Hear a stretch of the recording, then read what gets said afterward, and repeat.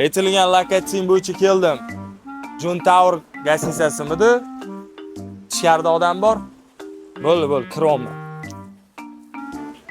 Bo'ldi, hop. Bitta qiz bor ekan. Bo'ldi, aka telefon qo'raman. Salom. Assalomu alaykum. Xush kelibsiz. Charchamayapsizmi? Sizlarda qanaqa xonalar bor? Bizda har xil xonalar bor. Xonalarimiz narxi 250 ming so'mdan 450 ming so'mgacha bo'linadi. Bitta xonada nechta odam yotsa bo'ladi?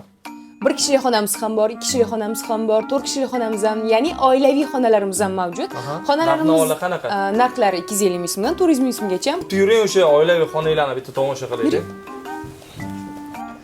Mana hurmatli mijoz, sizga aytgan 4 kishilik xonamiz bemalol og'aynilaringiz bilan dam olsangiz ham bo'ladi. Og'aynilarim bilan? Siz meni kim deb o'ylaysiz? Tushunmadim.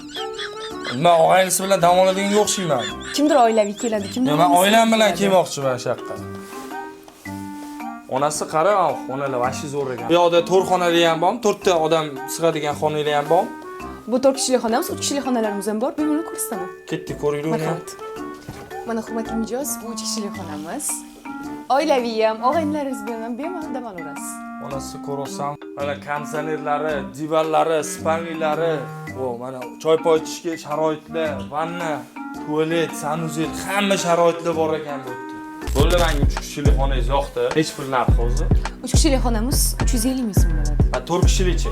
4 kishilik 400 ming so'm. 4 kishilik xonani bron qilib qo'yman, sizga hozir pulini tashab beraman. Hurmatli do'stlar, agar shu videoni ko'rayotgan bo'lsanglar, bu Yunusoboddagi John Tower gastinisasi. Agar sizlar viloyatdan Toshkentga keladigan bo'lsanglar, bemalol men pastdagi telefon nomerlariga telefon qilib aloqaga chiqadigan bo'lsanglar, lokatsiyasi, telefon nomerlari bor.